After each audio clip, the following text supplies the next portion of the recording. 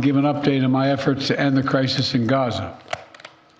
For the past several months, my negotiators of foreign policy, intelligence community, and like have been relentlessly focused, not just on a ceasefire that would inevitably be fragile and temporary, but on a durable end of the war. That's been the focus, a durable end of this war. One that brings all the hostages home, ensures Israel's security, creates a better day after in Gaza without Hamas in power, and sets the stage for a political settlement that provides a better future for Israelis and Palestinians alike. Now, after intensive diplomacy carried out by my team, my many conversations with leaders of Israel, Qatar, and Egypt, and other Middle Eastern countries, Israel has offered a comprehensive new proposal. It's a roadmap to an enduring ceasefire and the release of all hostages. This proposal has been transmitted by Qatar to Hamas. Today, I want to lay out its terms for the American citizens and for the world. This new proposal has three phases. The first phase would last for 6 weeks. Here's what it would include: a full and complete ceasefire, a withdrawal of Israeli forces from all populated areas of Gaza, release of a number of hostages, including women, the elderly, the wounded, in exchange for release of hundreds of Palestinian prisoners. There are American hostages who would be released at this stage, and we want them home. Additional, some remains of hostages who have been killed would be returned to their families, bringing some degree of closure to that terrible grief. Palestinians, civilians, would return to their homes and neighborhoods in all areas of Gaza, including in the north.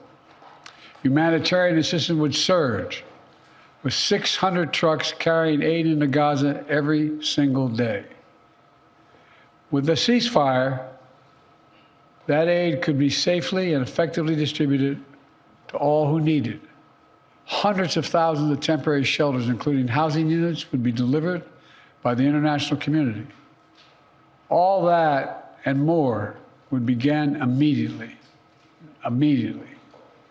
During the 6 weeks of phase one, Israel and Hamas would negotiate the necessary arrangements to get to phase two, which is a permanent end to hostilities. Now, I'll be straight with you. There are a number of details to negotiate to move from phase one to phase two. Israel will want to make sure its interests are protected. But the proposal says if the negotiations take longer than 6 weeks for phase one, the ceasefire will still continue as long as negotiations continue. In the United States, Egypt, and Qatar would work to ensure negotiations keep going. All agreements, until all the agreements are reached and phase two is able to begin. Then phase two would be an exchange for the release of all remaining living hostages, including male soldiers. Israeli forces would withdraw from Gaza, and as long as Hamas lives up to its commitments, a temporary ceasefire would become, in the words of the Israeli proposal, the cessation of hostilities permanently, end of quote. Cessation of hostilities permanently. Finally, in phase three, a major reconstruction plan for Gaza would commence, and any final remains of hostages who've been killed would be returned to their families. That's the offer that's now on the table, and what we've been asking for. It's what we need. The people of Israel should know they can make this offer without any further risk to their own security because they've devastated Hamas forces over the past 8 months. At this point, Hamas no longer is capable of carrying out another October 7th, which is one of Israel's main objectives in this war, and quite frankly, a righteous one. I know there are those in Israel who will not agree with this plan and will call for the war to continue indefinitely. Some are even in the government coalition. And they've made it clear they want to occupy Gaza, they want to keep fighting for years, and the hostages are not a priority to them. Well, I've urged the leadership in Israel to stand behind this deal, despite whatever pressure comes. And to the people of Israel, let me say this. As someone who's had a lifelong commitment to Israel, as the only American president who's ever gone to Israel in a time of war, as someone who just sent the U.S. forces to directly defend Israel when it was attacked by Iran, I ask you to take a step back and think what will happen if this moment is lost. We can't lose this moment. Indefinite war in pursuit of an unidentified notion of total victory will not bring Israel, will only bog down Israel and Gaza, draining the economic, military, and human resources, and furthering Israel's isolation in the world. That will not bring hostages home. That will not bring an enduring defeat of Hamas. That will not bring Israel lasting security. But a comprehensive approach that starts with this deal will bring hostages home and will lead to more secure Israel.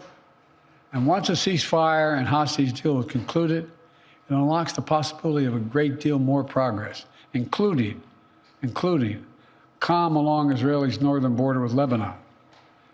The United States will help forge a diplomatic resolution, one that ensures Israel's security and allows people to safely return to their homes without fear of being attacked. With the deal, a rebuilding of Gaza will begin. Arab nations and the international community, along with Palestinian and Israeli leaders, to get it done in a manner that does not allow Hamas to rearm. And the United States will work with our partners to rebuild homes, schools, and hospitals in Gaza, to help repair communities that were destroyed in the chaos of war. And with this deal, Israel could become more deeply integrated in the region, including, it's no surprise to you all, including potential historic normalization agreement with Saudi Arabia. Israel could be part of a regional security network to counter the threat posed by Iran.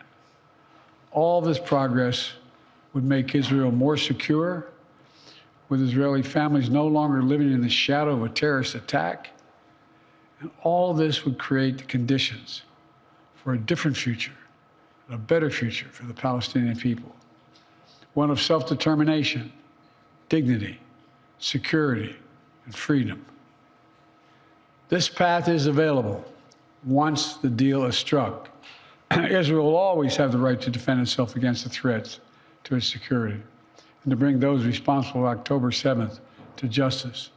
And the United States will always ensure that Israel has what it needs to defend itself. If Hamas fails to fulfill its commitments under the deal, Israel can resume military operations. But Egypt and Qatar have assured me, and they are continuing to work to ensure that Hamas doesn't do that. And the United States will help ensure that Israel lives up to their obligations as well. That's what this deal says. That's what it says. And we'll do our part. This is truly a decisive moment. Israel has made their proposal. Hamas says it wants a ceasefire. This deal is an opportunity to prove whether they really mean it. Hamas needs to take the deal. For months, people all over the world have called for a ceasefire. Now it's time to raise your voices and demand that Hamas come to the table, agrees to this deal, and end this war that they began. Of course, there'll be differences on the specific details that need to be worked out. That's natural. If Hamas comes to negotiate, ready to deal, then Israel negotiations must be given a mandate, the necessary flexibility to close that deal. The past 8 months have marked heartbreaking pain. Pain of those whose loved ones are slaughtered by Hamas terrorists on October 7th. Hostages and their families waiting in anguish. Ordinary Israelis whose lives were forever marked by the shattering event of Hamas's sexual violence and ruthless brutality. And the Palestinian people have endured sheer hell in this war. Too many innocent people have been killed, including thousands of children. Far too many have been badly wounded. We all saw the terrible images from the deadly fire in Rafah earlier this week, following an Israeli strike against targeting Hamas. And even as we work to surge assistance to Gaza, with 1,800 trucks delivering supplies these last 5 days, 1,800, the humanitarian crisis still remains. I know this is a subject on which people in this country feel deep, passionate convictions, and so do I. This has been one of the hardest, most complicated problems in the world. There's nothing easy about this, nothing easy about it. Through it all, though, the United States has worked relentlessly to support Israeli security, to get humanitarian supplies into Gaza, to get a ceasefire and a hostage deal to bring this war to an end. Yesterday, with this new initiative, we've taken an important step in that direction.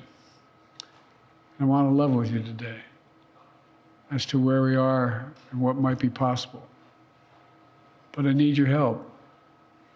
Everyone who wants peace now must raise their voices and let the leaders know they should take this deal, work to make it real, make it lasting, and forge a better future out of the tragic terror attack and war. It's time to begin this new stage. For the hostages to come home, for Israel to be secure, for the suffering to stop. It's time for this war to end, for the day after to begin. Thank you very much.